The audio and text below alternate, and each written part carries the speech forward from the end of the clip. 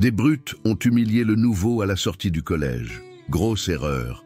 Il a pris une revanche brutale. Jean-Pierre Dubois se tenait à l'entrée du collège Saint-Exupéry, son sac à dos usé sur l'épaule, tandis que les élèves défilaient devant lui en groupe bavard.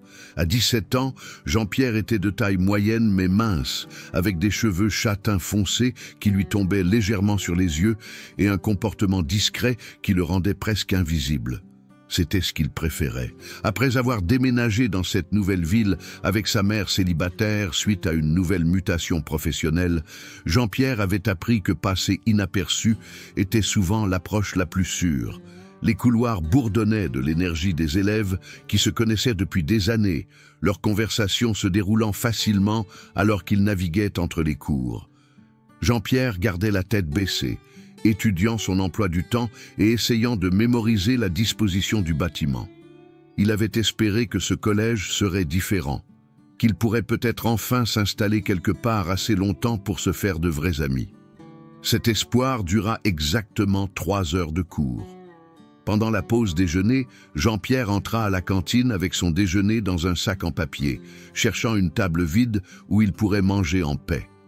La salle était divisée en territoires sociaux clairs, les sportifs aux grandes tables près des fenêtres, les élèves populaires au centre et divers petits groupes éparpillés un peu partout. Jean-Pierre repéra une table vide dans le coin et se dirigea vers elle. « Tiens, qu'est-ce qu'on a là ?» La voix venait de derrière lui, dégoulinant d'une fausse curiosité. Jean-Pierre se retourna et vit 3 élèves s'approcher. Le chef était un garçon trapu, avec des cheveux blonds décolorés et des bras qui passaient manifestement du temps à la salle de musculation. Sa veste de l'équipe de rugby indiquait qu'il en faisait partie, et son sourire suffisant suggérait qu'il avait l'habitude d'obtenir ce qu'il voulait. « Je suis Antoine Moreau », annonça le garçon, tendant la main comme pour offrir son amitié. « Je ne t'ai jamais vu dans le coin. » Jean-Pierre hésita avant de serrer la main tendue. « Jean-Pierre Dubois, je viens d'arriver. » La poigne d'Antoine se resserra inutilement, et Jean-Pierre sentit la pression délibérée destinée à l'intimider. Derrière Antoine se tenaient 2 autres garçons, un grand et maigre avec des cheveux châtains sales nommé Kevin, et un autre plus petit mais musclé appelé Maxime qui semblait désireux de suivre l'exemple d'Antoine. « Dubois, hein ?» Antoine relâcha la main de Jean-Pierre avec une légère poussée. « Laisse-moi deviner, une autre famille de banlieue qui vient profiter des aides ?» Le commentaire frappa comme une gifle, mais Jean-Pierre garda une expression neutre.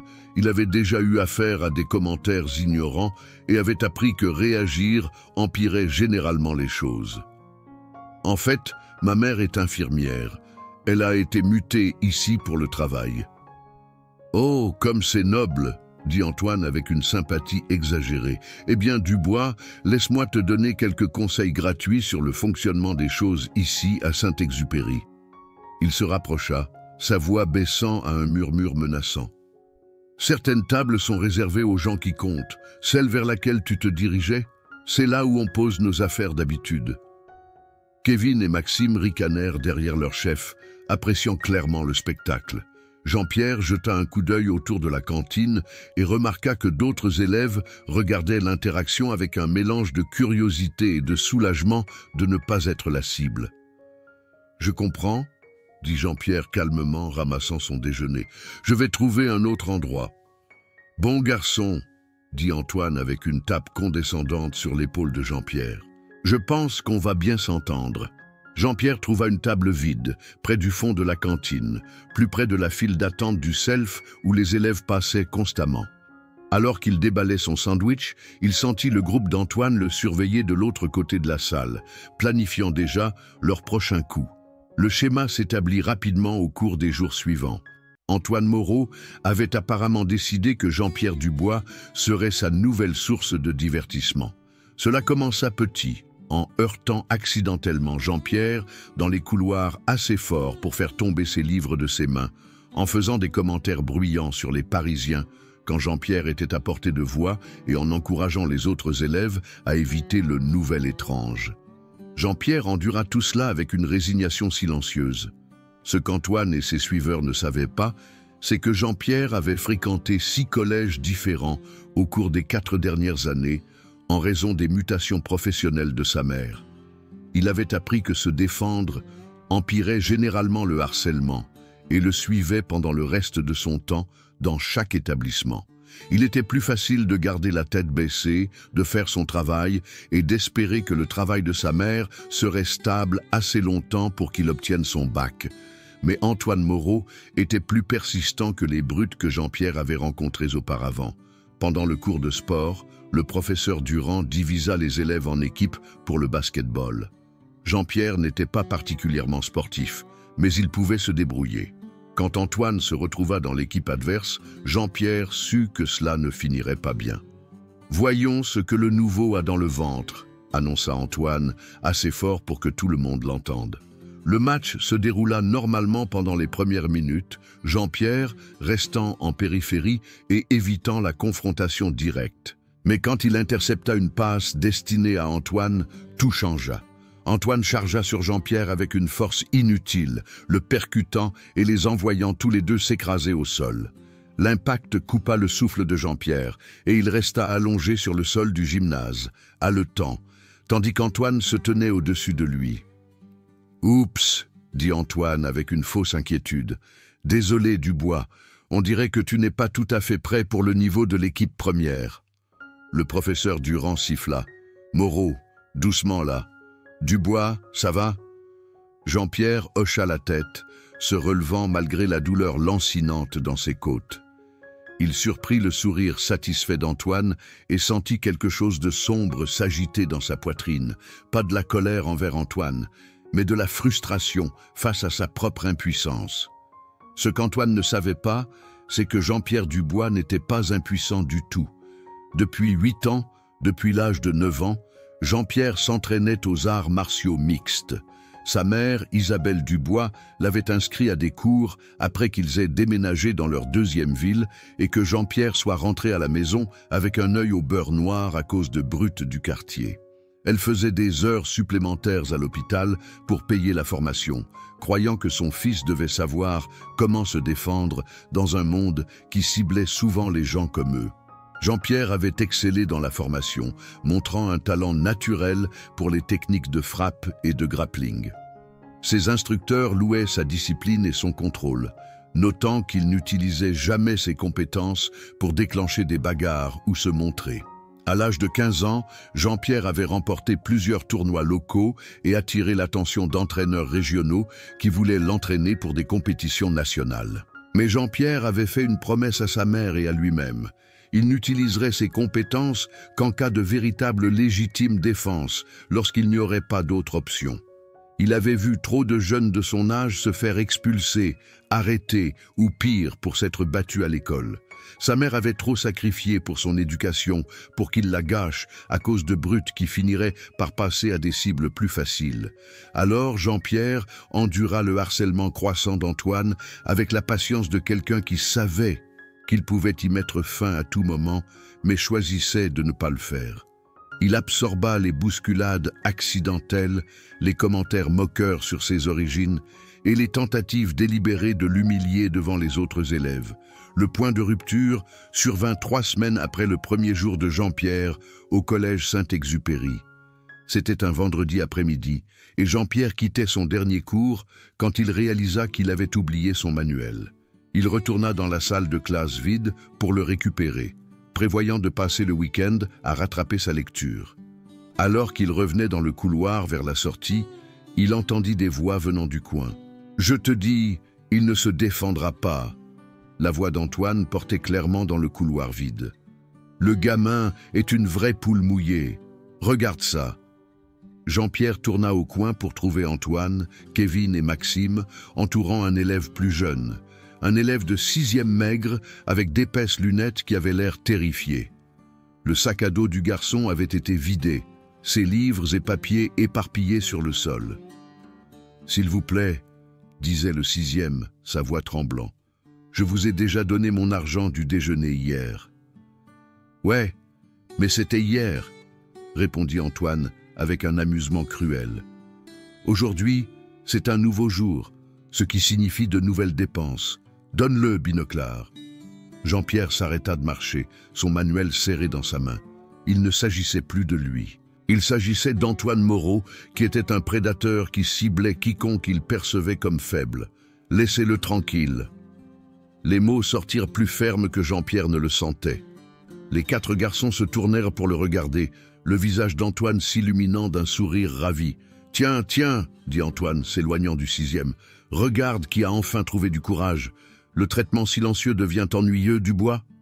Jean-Pierre avança lentement, posant son manuel sur un banc voisin. « J'ai dit, laissez-le tranquille. Prenez-vous à quelqu'un de votre taille. » Antoine rit, un son dur qui résonna contre les casiers. « Quelqu'un de ma taille ? Regarde autour de toi, Dubois. Tu es de ma taille. En fait, tu es peut-être même plus petit. » Il fléchit ses bras de manière moqueuse. 3 ans de rugby contre quoi? 0 année de quelque chose d'utile. Kevin et Maxime flanquèrent leur chef, formant un demi-cercle autour de Jean-Pierre. Le 6e avait profité de l'occasion pour s'éloigner en rampant, ramassant ses affaires éparpillées et disparaissant au coin de la rue. Au moins, le gamin était en sécurité. « Dernière chance, Dubois », dit Antoine, faisant craquer ses doigts. « Pars maintenant, et je dirai seulement à toute l'école comment tu t'es enfui comme une petite fille effrayée. Reste, et je devrais t'apprendre les bonnes manières à la dure. » Jean-Pierre regarda chacun des 3 garçons, calculant les distances et les angles comme ses instructeurs d'arts martiaux lui avaient appris. Antoine était fort mais lent, s'appuyant probablement sur sa taille pour intimider ses adversaires. Kevin était grand mais avait une mauvaise posture, suggérant une faible force du tronc. Maxime était musclé mais changeait constamment de poids nerveusement, indiquant qu'il était plus un suiveur qu'un combattant. « Je ne m'en vais pas », dit Jean-Pierre calmement. Le sourire d'Antoine s'élargit. « Tes funérailles !» Il frappa en premier, un coup de poing sauvage visant la tête de Jean-Pierre. C'était exactement le genre de coup de poing indiscipliné et télégraphié que Jean-Pierre avait été entraîné à contrer depuis l'âge de 10 ans. Jean-Pierre esquiva le coup avec une grâce fluide, entrant à l'intérieur de la garde d'Antoine et enfonçant son coude vers le haut dans le plexus solaire du garçon plus grand. Antoine se plia en 2, haletant, et Jean-Pierre utilisa l'élan pour balayer ses jambes, l'envoyant s'écraser au sol. Kevin réagit ensuite, chargeant avec plus d'enthousiasme que de compétence. Jean-Pierre se décala sur le côté, attrapa le bras tendu de Kevin et utilisa un lancer de judo de base pour l'envoyer voler contre les casiers avec un grand fracas. Maxime hésita, regardant entre ses amis tombés et Jean-Pierre, qui se tenait calmement au centre du couloir. « Je ne veux pas te faire de mal, » dit Jean-Pierre, et il le pensait. « Mais si tu viens vers moi, je me défendrai. » Le courage de Maxime s'évapora. Il se retourna et courut. Antoine avait du mal à se relever, le visage rouge par manque d'oxygène et par embarras. Jean-Pierre attendit patiemment, les mains sur les côtés, jusqu'à ce qu'Antoine soit de nouveau debout. « C'était de la chance », haleta Antoine, essayant de sauver sa dignité. « Tu m'as pris par surprise. » « Non, » dit Jean-Pierre simplement. « Je m'entraîne aux arts martiaux mixtes depuis 8 ans.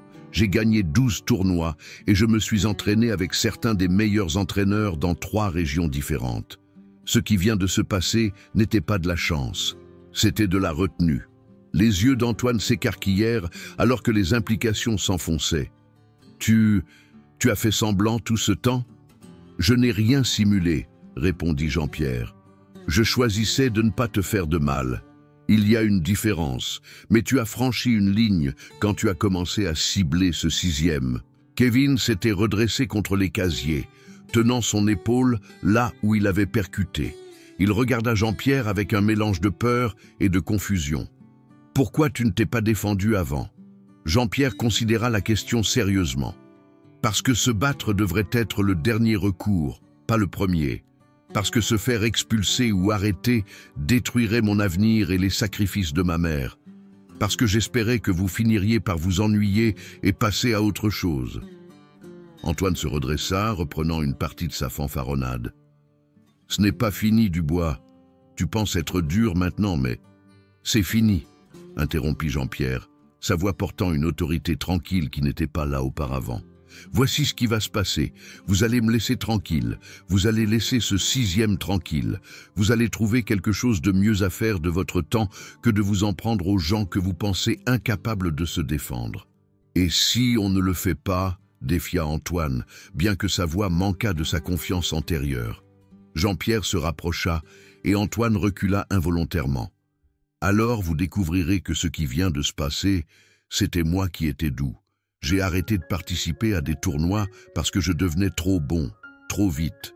Mon dernier adversaire a fini à l'hôpital avec une épaule disloquée et une commotion cérébrale. C'était un accident lors d'un match contrôlé avec un équipement de protection et des arbitres. La menace plana dans l'air entre eux.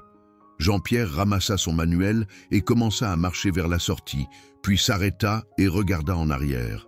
Pour ce que ça vaut, Antoine, tu pourrais probablement être bon en arts martiaux si tu y mettais du travail.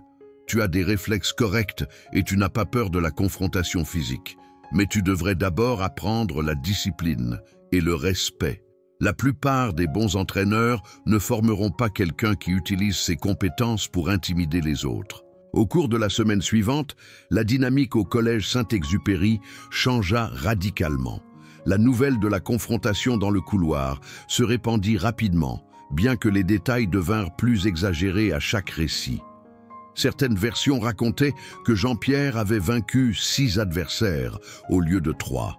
D'autres affirmaient qu'il avait jeté Antoine à travers une fenêtre au lieu de simplement le mettre à terre. Jean-Pierre se retrouva dans la position étrange d'être simultanément craint et respecté. Les élèves qui l'avaient auparavant ignoré hochaient maintenant poliment la tête dans les couloirs. Certains des sportifs l'approchèrent pour lui poser des questions sur son entraînement, réellement curieux des arts martiaux mixtes. Quelques-uns des enfants qui avaient été les cibles précédentes d'Antoine le remercièrent discrètement d'avoir tenu tête à la brute. Antoine lui-même semblait réellement ébranlé par la rencontre. Il se comportait toujours avec arrogance autour de ses coéquipiers de rugby, mais il laissa une grande distance à Jean-Pierre et ne cibla plus les élèves les plus vulnérables. Kevin avait en fait approché Jean-Pierre quelques jours plus tard pour s'excuser, expliquant qu'il avait surtout suivi le harcèlement d'Antoine parce qu'il avait peur de devenir lui-même une cible. Le 6e que Jean-Pierre avait défendu, un garçon nommé Lucas Martin, le chercha pendant la pause déjeuner pour lui offrir ses remerciements. « Personne ne m'a jamais défendu comme ça auparavant », dit Lucas timidement. « Je sais que tu n'étais pas obligé de faire quoi que ce soit. »« Si, je devais, » répondit Jean-Pierre. « Peut-être pas légalement, mais moralement. Nous avons tous l'obligation de protéger les personnes qui ne peuvent pas se protéger elles-mêmes. » Le professeur Durand avait également entendu parler de l'incident et approcha Jean-Pierre après le cours de sport. « J'entends dire que tu as des antécédents en arts martiaux, » dit le professeur prudemment. « Serais-tu intéressé à aider avec notre unité d'autodéfense ? Certains de ces jeunes pourraient avoir besoin d'une instruction appropriée au lieu d'apprendre à partir de vidéos YouTube. » Jean-Pierre accepta et se retrouva à enseigner des techniques défensives de base à ses camarades de classe. C'était satisfaisant d'une manière à laquelle il ne s'était pas attendu, partageant des connaissances au lieu de les utiliser pour la violence. Sa mère remarqua le changement quand il rentra à la maison ce soir-là. « Tu sembles différent », observa Isabelle Dubois, étudiant le visage de son fils pendant le dîner. « Plus confiant. » Jean-Pierre lui raconta la confrontation, observant attentivement son expression. Il s'attendait à de la déception ou de l'inquiétude, mais vit plutôt de la fierté. « Tu as fait ce qu'il fallait, mon chéri, » dit-elle doucement. « Je n'ai jamais voulu que tu apprennes à te battre pour que tu puisses blesser les gens. Je voulais que tu l'apprennes pour que tu n'aies jamais à te sentir impuissant. Il y a une différence entre être un combattant et être une brute. Je sais, maman. Tu m'as appris ça, et tu t'en es souvenu quand c'était le plus important. C'est pourquoi je suis fier de toi. » La dernière pièce du puzzle arriva 2 semaines plus tard, quand Antoine Moreau approcha Jean-Pierre après l'école. Jean-Pierre se tendit, se préparant à une autre confrontation, mais le langage corporel d'Antoine était différent, moins agressif, plus incertain. « Dubois, » dit Antoine, s'arrêtant à quelques mètres de distance. « On peut parler ?» Jean-Pierre hocha la tête, curieux de savoir ce qu'Antoine voulait dire. « J'ai réfléchi à ce que tu as dit, à propos de l'entraînement aux arts martiaux. » Antoine sembla avoir du mal avec les mots. « Tu penses, je veux dire, connaîtrais-tu des endroits dans le coin qui enseignent aux débutants ?» C'était la dernière chose à laquelle Jean-Pierre s'attendait. « Pourquoi tu veux apprendre ?» Antoine resta silencieux pendant un long moment. « Parce que tu avais raison, à propos de moi qui utilise ma taille pour pousser les gens au lieu de réellement devenir bon dans quelque chose. Et parce que... » Il s'arrêta, l'air embarrassé. « Parce que mon petit frère vient de commencer le collège et des élèves de 3e lui causent des problèmes. J'ai réalisé que je ne sais pas vraiment comment l'aider au-delà de simplement menacer les autres enfants, ce qui n'aide pas vraiment. » Jean-Pierre étudia le visage d'Antoine, cherchant des signes de tromperie ou de manipulation. Mais le garçon plus âgé semblait réellement troublé et sincère. « Il y a un endroit en centre-ville qui s'appelle Arts Martiaux du Bois. Aucun lien de parenté avec moi, juste une coïncidence, » dit Jean-Pierre lentement. « L'instructeur là-bas est dur mais juste. Il ne formera personne qui utilise ses compétences pour blesser des innocents. Cependant, tu devrais prouver que tu es sérieux au sujet de l'apprentissage de la discipline, pas seulement des techniques de combat. » Antoine hocha la tête avec empressement. « Je comprends. Je sais que j'ai merdé Dubois. Avec toi, avec ce 6e, avec beaucoup de gens. Je ne peux pas revenir en arrière, mais peut-être que je peux faire mieux à l'avenir. » Jean-Pierre sentit quelque chose changer à l'intérieur de sa poitrine. Un relâchement de la tension qu'il n'avait pas réalisé qu'il portait. « C'est Jean-Pierre, dit-il. Et ouais, je pense que Maître Chen chez Arts Martiaux du Bois serait prêt à te donner une chance. Dis-lui que je t'ai envoyé. » Le visage d'Antoine s'illumina du premier sourire sincère que Jean-Pierre lui avait vu. « Merci, Jean-Pierre. Vraiment. » Alors qu'Antoine s'éloignait, Jean-Pierre réfléchit à combien de choses avaient changé en quelques semaines seulement. Il était venu au collège Saint-Exupéry en espérant rester invisible et éviter les ennuis. Au lieu de cela, il avait découvert que parfois le bon type d'ennui, défendre ce qui est juste même quand c'est difficile, pouvait mener à quelque chose de mieux que simplement se cacher. Il pensa au 6e qui ne sursautait plus en croisant Antoine dans les couloirs, à Kevin qui avait commencé à déjeuner avec certains des enfants les plus calmes au lieu de suivre Antoine, aux autres élèves qui semblaient marcher un peu plus droit en sachant que quelqu'un était prêt à tenir tête aux brutes. Plus important encore, Jean-Pierre pensa à lui-même. Pour la première fois depuis des années, il avait l'impression d'appartenir à un endroit, non pas parce qu'il avait caché qui il était, mais parce qu'il avait finalement été prêt à montrer aux autres qui il était vraiment, quelqu'un avec la force de protéger les autres et la sagesse d'utiliser cette force de manière responsable. Son téléphone vibra avec un message de sa mère. « Je travaille tard ce soir. Il y a des pâtes qui restent dans le frigo. Je t'aime. » Jean-Pierre sourit en répondant « Je t'aime aussi, maman. Merci pour tout. » Il le pensait plus qu'elle ne le saurait jamais. Grâce à ses sacrifices et à ses conseils, il avait appris que la vraie force ne consistait pas à dominer les autres ou à prouver sa supériorité. Il s'agissait d'avoir le pouvoir d'aider et de choisir de l'utiliser à bon escient.